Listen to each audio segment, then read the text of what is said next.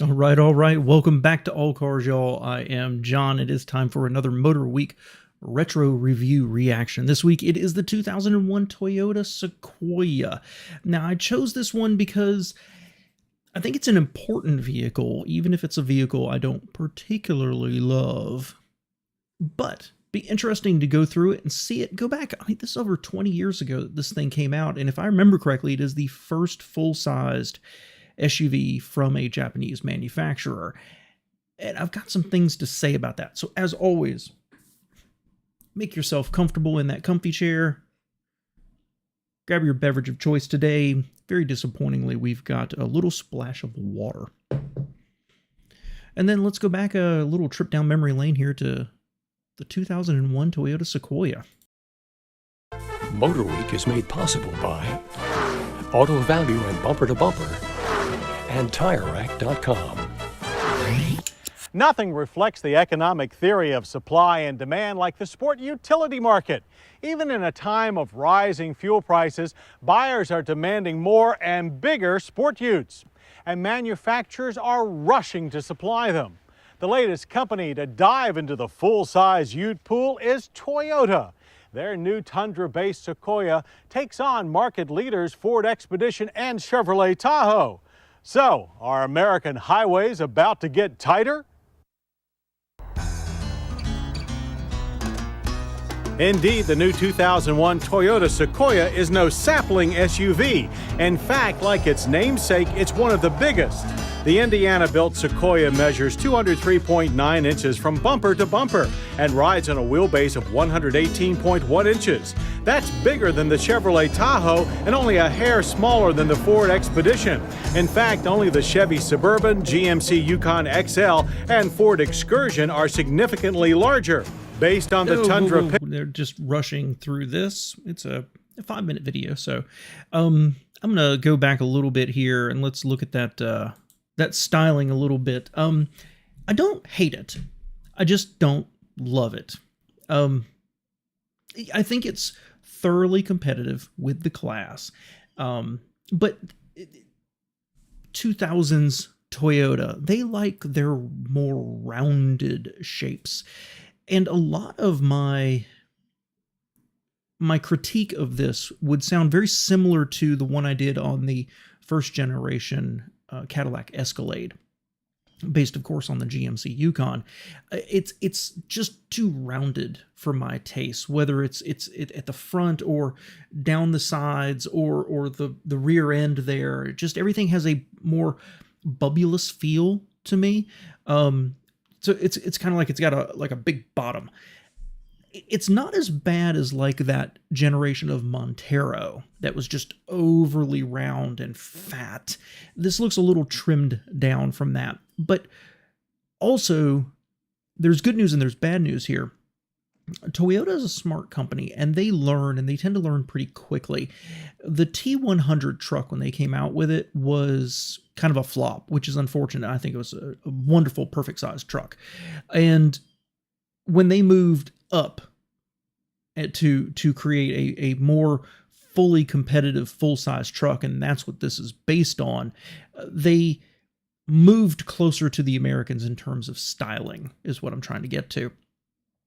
And so I think this is thoroughly competitive, but I don't think it's as refined looking, the styling, as honestly what the Americans were offering. I think the Tahoe is by far a better looking vehicle here. But it's not ugly by any stretch. It's just not, it looks thick and fat. It looks as heavy as it probably is. That's what I'm trying to say. And I don't think it carries its weight very well visually. On the Tundra pickup, the Sequoia is powered by Toyota's iForce 4.7-liter twin-cam 32-valve V8. Output is robust at 240 horsepower and 315 pound-feet of torque. And the Sequoia is EPA certified as a ULEV, or ultra-low emissions vehicle. Let's face it, I have no problems with this engine. You know, when I think about Toyota trucks, I tend to think lack of choice. alternately, when I think about American trucks, I think an overwhelming amount of choice. I can never figure out what I would want, what's important, and all the different variations of it. But that's part of their strength and part of why their sales are so high. You can basically customize the truck the way you want. Toyota, it's like, here's your engine, enjoy it. And there's nothing wrong with this engine. I think it is a refined, smooth, thoroughly competitive engine in the space with the sense of security of Toyota reliability. Nothing else really to say about it. The rest of the drivetrain consists of a 4-speed automatic transmission, and on 4x4s, a full-time shift-on-the-fly system with a locking center differential. And while a minority of Sequoias will see serious off-road use, they can with ground clearance that tops out at 10.6 inches, 3 inches more than Expedition. We put the Sequoia to our initial test both on and off-road under the big sky of Montana. On pavement, the double wishbone front and 5-link rear suspension delivered a solid yet very comfortable and very quiet ride. In corners, the Sequoia feels stable but very big. Handling is tight for a full-size SUV, but tire squeal comes quickly in corners even at low speeds. To keep the Sequoia pointed in the right direction at all speeds, traction control and Toyota's electronic vehicle skid control system, which helps correct for understeer and oversteer, are standard fitment. The iForce engine is smooth and delivers gobs of low-down power. But while the transmission's gear ratios were well chosen for a wide variety of driving conditions, shifts surprised us as being a little on the rough side. Sequoia's styling, however, is anything but. In fact, while in the Tundra clan, styling is so smooth as to be almost generic. Especially up front, where bumper, grille, and headlights flow together into a solid, tall, almost monochromatic wall. While out back, the huge taillights, prominent bumper, and flat rear hatch enforce a look of real mass. All riding on 16 by 7-inch wheels, wearing two 45/70 tires on two-wheel drive models and two 65/70s on 4x4s. Inside the big Sequoia, like its big competitors, seats up to 8 people in 3 rows of seats. Safety features include optional side impact airbags and side curtain airbags for the front seats. The dash, a stylized version of the Tundras, is artful and rounded, more car-like than truck, and faces seats with optional 8-way power adjustments for the driver and passenger, leather, and seat heaters, and places the driver squarely in front of a large comprehensive gauge cluster and within easy reach of a high-mounted stereo with cassette and CD players in the SR5, while limited trim adds a JBL system with N-6 CD changer. On all models, easy-to-use automatic climate control sit directly below. Second row seating is split 60-40.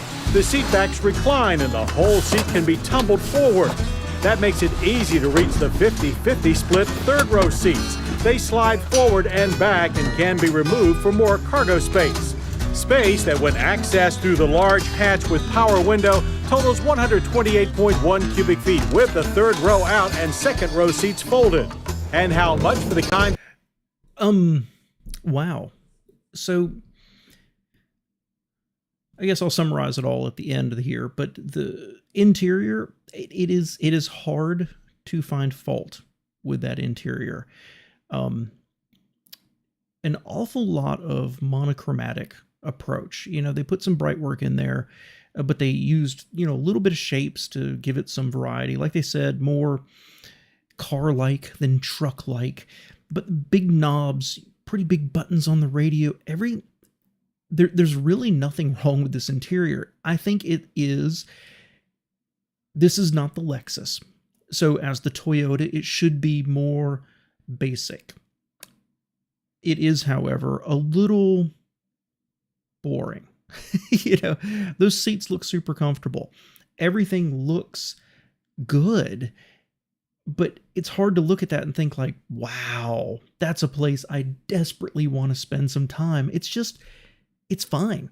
And I guess, this is the Camry of full-size SUVs. I can't really pick anything apart here and say it's horrible and I don't like it. It just all looks a little too many big swaths of plastic. other than that, there's nothing wrong with this interior. It's fine. Yeah. Of size, power, and space SUV buyers demand? Well, prices for the Sequoia have not yet been announced, but expect the base price for the SR5 to be near $30,000, right in line with its main competitor, the Ford Expedition XLT.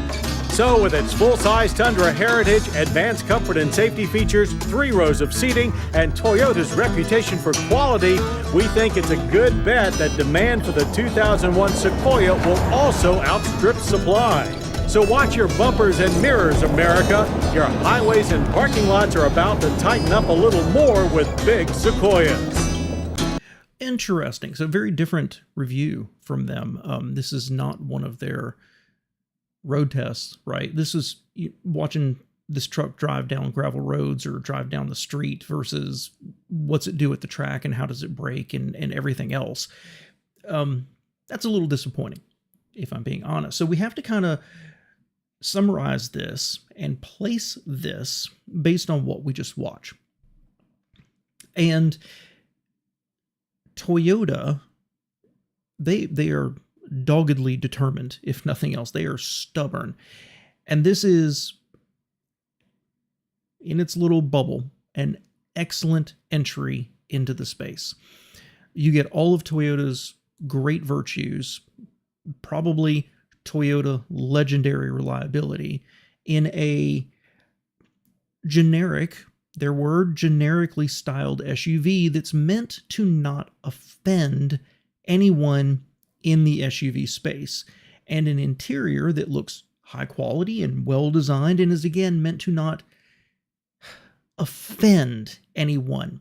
And what that leaves you with is a really generic and really boring SUV that doesn't stand out.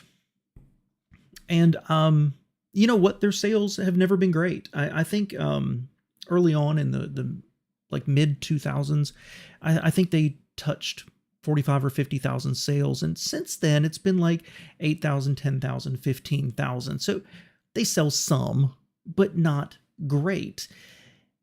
And I would love to see a comparison test by them of this versus, the Ford versus the Chevy, because as much as I always have a little bit of hesitation of, am I going to get that lemon from GM? I think the Chevy's by far the better choice. I think the exterior is more expressive. I think the interior is more expressive. This is a wonderful entry. And if somebody is like, I like Toyotas and I want a 3-row full-size SUV with a V8 engine and all-wheel drive, I need to go off-roading sometime while towing a boat, right? This is a solid choice. It's just not exciting. I don't know how else to put it. I would personally choose something else. But you can't fault anyone for picking this one. It's the automotive equivalent of grabbing a vanilla ice cream bar. Let me know what you think, guys. If you had one, if you know of one, if you agree, you disagree, or you think this is the best looking SUV ever created, let me know in the comments below. Appreciate you being here.